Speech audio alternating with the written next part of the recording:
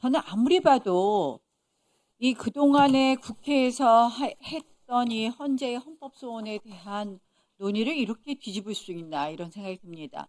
헌재 사무처장은 일소위 때 이런 얘기를 했어요. 재판소원은 위헌이라고 한 그 헌재의 결정에 대해서 큰 의미가 없다는 식으로 얘기를 하면서 말씀하시면서 97년 결정이 한 번 있었고 2001년 결정에는 분명히 재판소원에 대해서는 이 부정하는 것을 헌재가 스스로 결정했었습니다. 맞죠?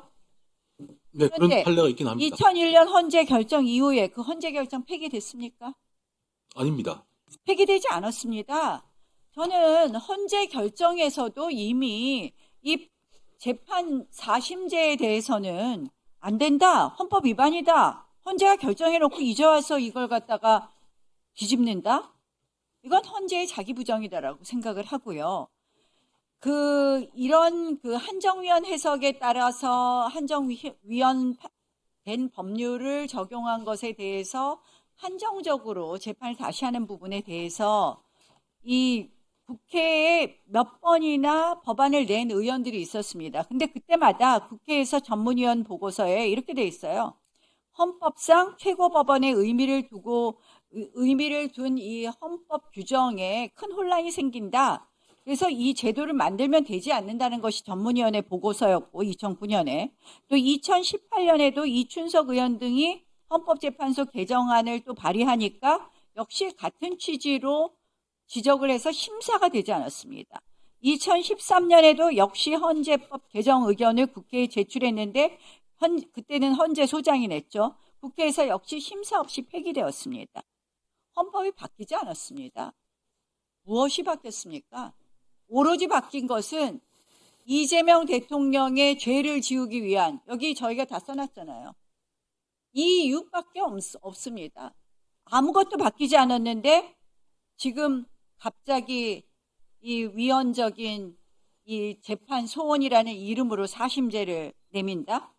저희 사법제도는 독일 제도가 아닙니다. 오스트리아식 사법제도입니다. 오스트리아식 사법제도는 절대로 이 재판 소원, 한마디로 판결을 다시금 헌법재판소에 가져가지 않는 것입니다.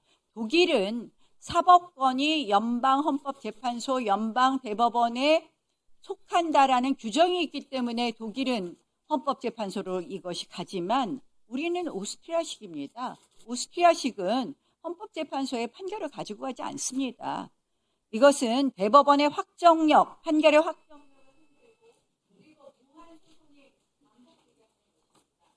저는 이 위헌적인 헌법재판소의 재판소원을 하는 사심제 저희가 당연히 받아들여야 안 된다. 네, 박은정 의원님. 국민의힘에서 지난 윤석열 정부 내내 했던 하나의 전략이 뭐였냐면 그냥 이재명이었습니다. 지금 정권이 바뀌었고 국민주권 정부가 됐는데도 불구하고 그리고 대통령께서 너무나 잘하고 계시고 지금 또 나경원 의원님이 코스피 뭐 절대 5천 못한다고 그렇게 큰 소리 치시더니 지금 오늘 5,300이 됐다는 거잖아요. 그러니까 할 게 없으니까 지금 다시 또 이재명 뭐 이렇게 전략을 하시는 것 같아요. 재판소원이 그 대통령하고 아무 상관없는 이 제도입니다. 이 법이 왜 이렇게 국민들께서 국민의 기본권을 보장하기 위해서 재판소원을 지금 요구하고 계시는가 하면은 지금의 사법부에서 벌어지고 있는 저 재판이 사실은 좀 사법부신이 큰 거예요. 지난 국민에 대한 여론조사를 보시면 사법부에 대한 불신, 특히 이제 조희대 대법원장 체제하에 사법부에 대한 불신이 굉장히 높습니다. 과반이 넘고 70% 막 이렇게 나오는 경우도 있었거든요. 근데 그 재판 과정에서 국민의 기본권이 침해당하는 경우가 모든 재판을 다시 재판하는 것이 아니고 그렇게 호도하시면 안 됩니다. 국민의 기본권을 침해하는 재판에 대해서 그 헌법재판소 하는 일이 그거니까요. 그래서 국민의 기본권을 침해하는 재판에 대해서 다시 들여다보는 그런 제도입니다. 그 존경하는 문형배 헌재 소장 대행께서 이게 위헌이다라고 계속 얘기하셨다고 하셔서 제가 지금 뉴스를 계속 검색을 해봤거든요. 그 위헌이라고 주장하신 적이 없으세요. 그러니까 국민의힘 의원님들이 왜 자꾸 호도하시는지 모르겠어요. 이렇게 막 이렇게 부풀리시고요, 왜곡하시고 오늘 대법원 쪽에서도 그러시더라고요. 위헌이라고 계속 얘기하시고 그 문영배 소장 대행께서는 이게 한국적 제도에 맞는가, 우리나라의 제도에 맞는지 검토해봐야 된다고 하시면서 찬성하는 듯한 또 태도도 취하시기도 하셔가지고 우리 또 신동욱 의원님 출신인 TV조선에서는 문영배 대행 그 재판소원 찬성 이런 기사가 또 뉴스도 또 났어요. TV조선에서는. 그러니까 그 아닌 주장을 가지고 이재명 대통령 때문에 이 재판소원을 한다. 그리고 이것은 위헌이라고 문영배 헌재 소장도 대행도 얘기했다. 막 이런 잘못된 주장을 계속 하셔서 국민들께 그건 좀 바로 잡고 싶어요. 헌법재판소에서 이 재판소원은 입법사항이다. 이렇게 결정을 내셨고 그 결정에 대해서 수많은 재판에서 한 2,000건 정도 그렇습니다. 재판에서 인용이 되고 있었다는 거죠.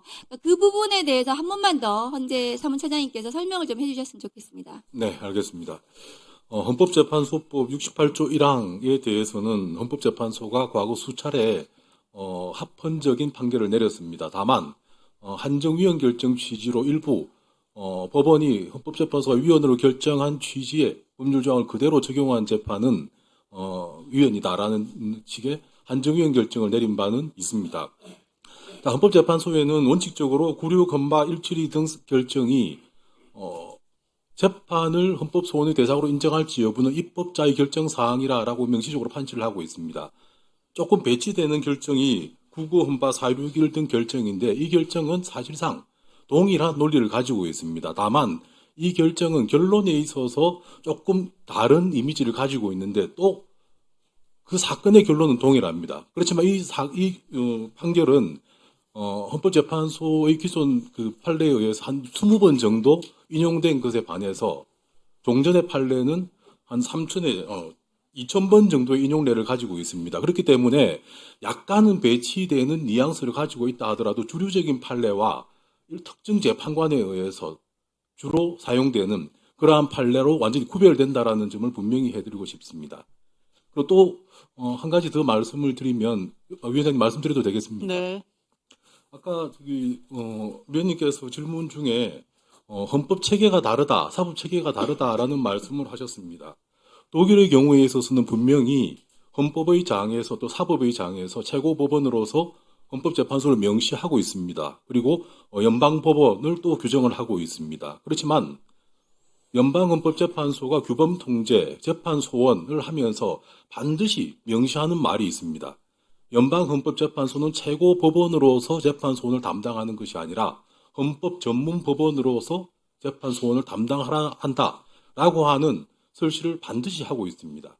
그리고 오스트리아의 경우에 있어서는 우리처럼 사법의 장을 두 개로 나눠 놓고 있습니다. 하나는 법원의 장이고 하나는 헌법재판소의 장입니다. 그렇지만 오스트리아의 경우에 있어서도 2012년 행정소송법 개혁을 하면서 행정소송 사건에 있어서 재판소원을 허용하고 있습니다. 그렇기 때문에 오스트리아의 법제가 재판소원을 허용하지 않는다라는 것은 2012년 이전에는 사실입니다. 그렇지만 2013년 이후로는 행정사건에 한해서 재판소원을 같이 허용을 하고 있습니다. 아울러 민사사건과 형사사건에 있어서는 우리와 같은 68조 2항의 헌법소원을 아울러 채택을 하고 있습니다. 그렇기 때문에 1심 판결에서 적용될 법률 조항이 위헌이라고 판단을 하면 헌법소원의 형태로 바로 법률의 위헌 여부를 물어볼 수 있도록 하고 있습니다. 그렇기 때문에 우리의 사법제도와 독일, 오스트리아가 다르다마는 이유로 재판소원을 인정할 수 없다라고 하는 것은 우리 헌법의 해석에 있어서 다소 오류가 있지 않는가라는 말씀을 아울러 드립니다.